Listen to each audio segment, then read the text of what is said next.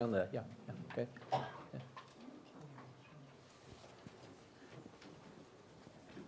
Thank you. Won't keep you long. Just a question for John and David. Question to John followed the question about BP earlier on. Throughout any year, there are a number of natural disasters, and this last 12 months, been one or two. I'm thinking of was it wheat in Russia that suffered a problem? In your investment decisions, you must always be on the lookout for that kind of disaster, be it BP or anybody else. So you must always be in tune and having to change things as a consequence. And if John could deal with that, the question to David was, how do you make absolutely sure that everybody gets the pension to which they're entitled? Thank you. I'll go first while you're Yeah, thinking you of an go answer. first, because I'm still trying to work out the question. When you decide to buy a share, if you're looking at the sort of decision-making process is, do you want to be in oil shares?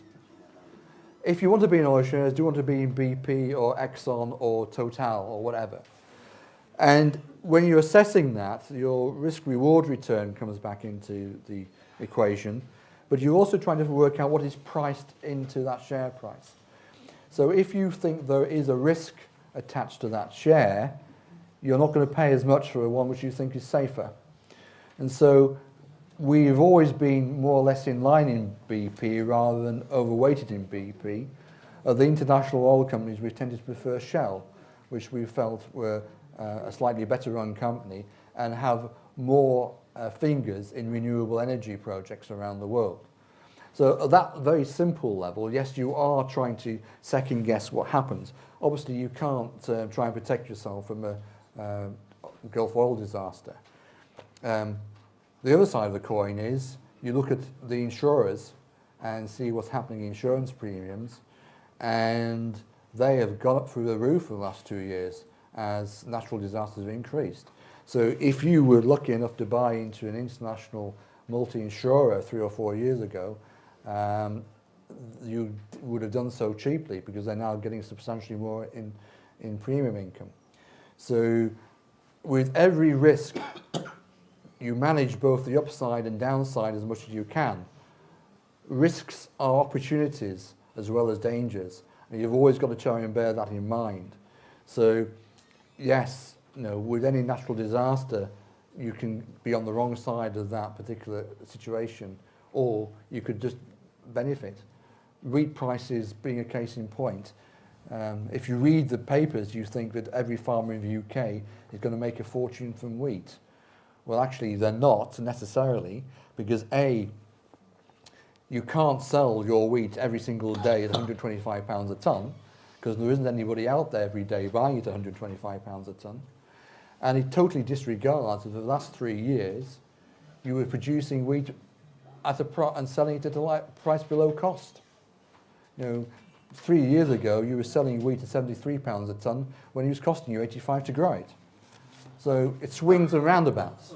So yes, you do try and have going back to the earlier, about risk diversification. Don't put all your eggs in one basket. Hopefully Dave's got his answer now. I'm going to answer the question with a question. Do you want me to expand on the question? If you would please, yeah, because I could spend 14 days answering how do I make sure we get the right pension to the person. Well, the question was driven by two things. One, I can't remember when in the press in the last 12 months or so there was just a feeling, a report that only so many of eligible pensioners, it mentioned the public sector, a certain percent, it might have been 10%, 25%, weren't actually receiving the pension they were entitled to receive. Right.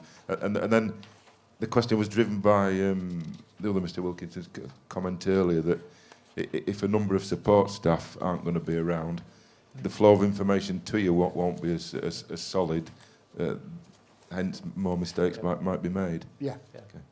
Okay. In relation to the article you were talking about 12 months ago, that was in terms of pensions that were being paid by Department of Work and Pensions. And as any pension scheme or any state benefit for that matter is concerned, it relies upon the information supplied into the system. You put rubbish into the system, you get rubbish out of it. We're only as good as the information that the employers give us.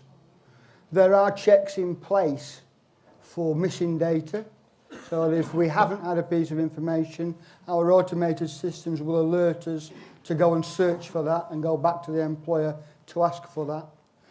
As far as the actual calculation of the benefit and its accuracy is concerned, again, we have automated systems, but those systems themselves are checked by staff. We don't push a button and whatever comes out we pay.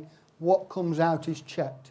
Even though it's been produced electronically, the calculation itself has been checked, the input that's gone in has been checked, and the output that comes out is checked.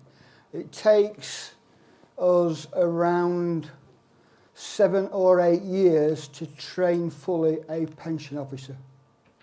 So they go through an intensive career scheme, starting at the bottom, starting on loading records for new contributors, moving on to calculations, moving on to more and more complicated calculations, passing tests that we set them in-house. Sometimes they take external professional qualifications as well. So we have a great pride in the quality of the staff who are working on your behalf at the authority, and it's proven that the numbers of mistakes, complaints, errors, where contributors come back to us and query things. In terms of, as I said earlier, we've got a fund of 150,000 members. We will handle around a dozen enquiries a year as to the accuracy of anything that we put out. Thanks for that, Dave. Yeah, I think I think I've caught everybody who put their hand up now. So, but please shout up now if I've missed anyone. I don't think I have. Okay, so I think it is about, we've just about spot on time actually now. I noticed the buffet's arrived, so I'll hand back to Andrew just to wind up. Yes, I mean, I don't want to keep you from your food for very much longer. Just to say thank you very much for attending. I think the question and answer session has been very good. I think we've learnt lots, and I'd like to, on your behalf, to thank Bill and Dave and John for their presentations and their answers to their questions. And I look forward to seeing you all next year in Doncaster. Thank you very much.